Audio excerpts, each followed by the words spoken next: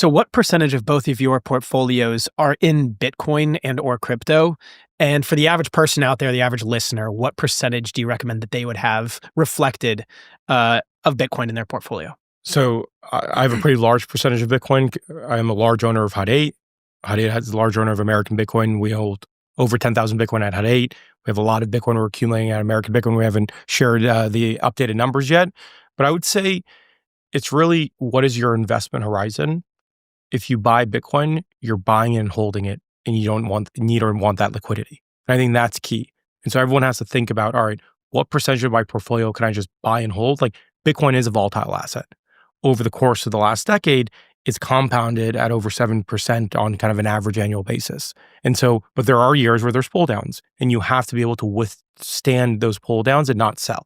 And so I would say, I mean, if you're just kind of passive and you say, hey, I want to dabble, have a couple percentage points, 5%, potentially even 10%, and just hold and leave it and pretend that that capital doesn't exist. And in 10 years from today, you'll be very, very happy, right? On the other hand, if you're younger, you're a bit more risk-taking, and you want to build more generational wealth, then you can increase that percentage because you're a large earner and can have new income coming in that you spend instead of your assets. And also, where do you hold your Bitcoin? Like, do you have it in cold storage? Because I mean, I don't maybe want to say exactly. I have mine in Coinbase. I don't know, like, how secure that is. This is like a very novice question, but for the people out there that want to buy Bitcoin, what's the easiest and best way of doing it?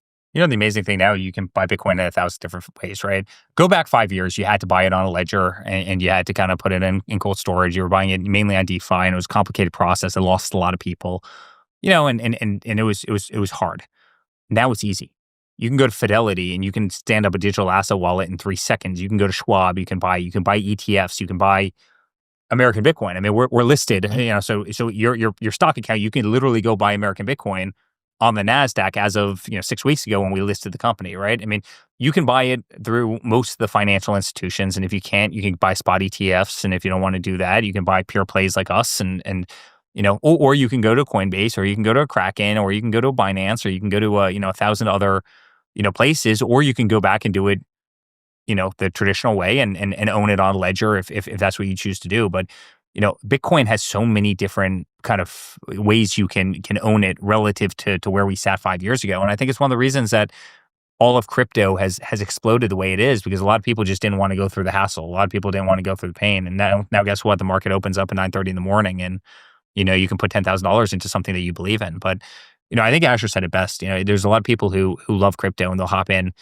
and they'll ride it up, and they're seeing these compounding returns that are insane, 70% year over year, as Asher said.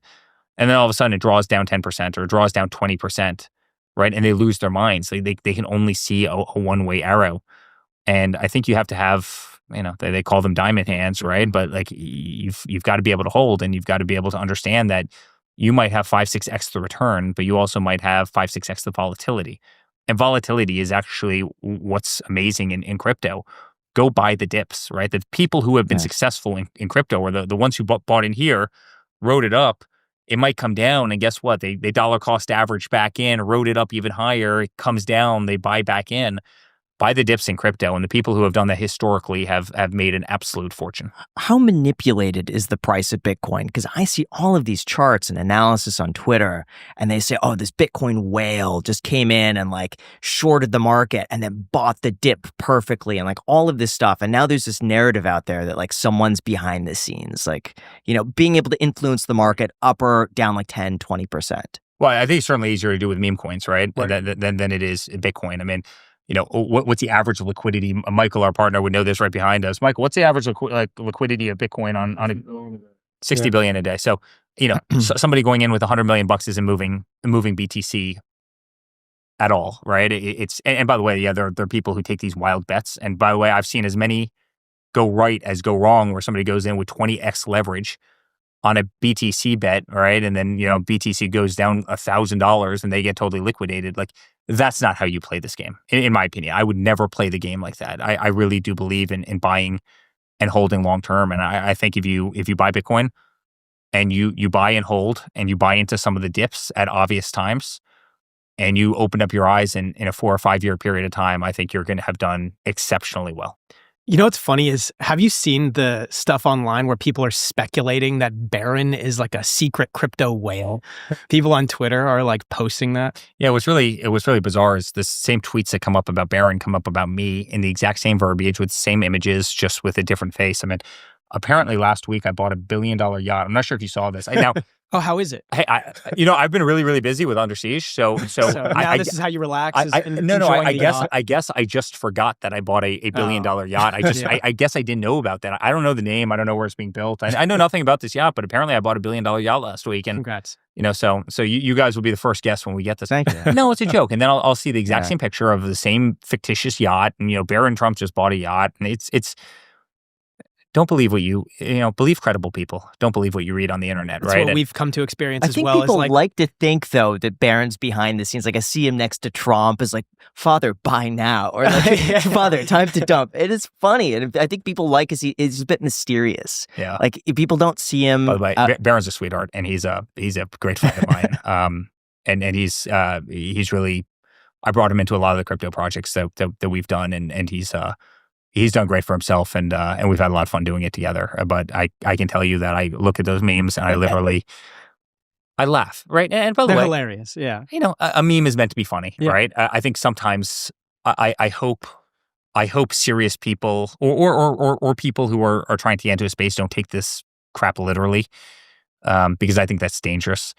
And I think, once in a while, the industry has to mature a little bit. And it's matured a lot. I mean, over the last 5 years, it's matured a lot. You have serious people. I am dead serious about replacing traditional finance with cryptocurrency. I'm dead serious about this. This isn't fun. This isn't trading meme coins. This isn't screwing around. This isn't gambling on brands you like. I am dead serious about the rails of what cryptocurrency will do, and having America lead the way.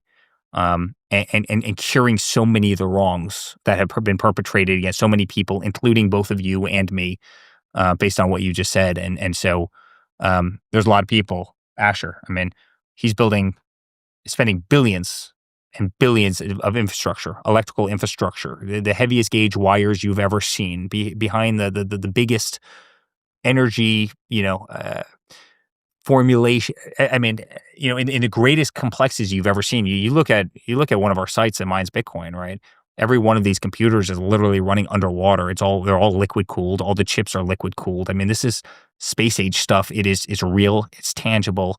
It serves an amazing, purpose, and it is the future of finance. There's just no question about it. And you have to be able to differentiate that from the garbage and the meme warriors, and the people who haven't left their grandmother's basement in a long time and just want to spew nonsense and make up facts and claim that Barron and I both bought the same boat for $1 billion last year. A really scary truth is just how vulnerable your digital life is, and most people have no idea until it's too late, and then they're stuck spending several hours trying to solve a problem that they did not create. So don't be like my roommate Kevin, because I kid you not, his identity got stolen 2 years ago, and guess who's still paying for it? Me. Because the one thing he still can't recover is his Venmo. See, the trouble with identity theft and fraud is that it doesn't happen all at once.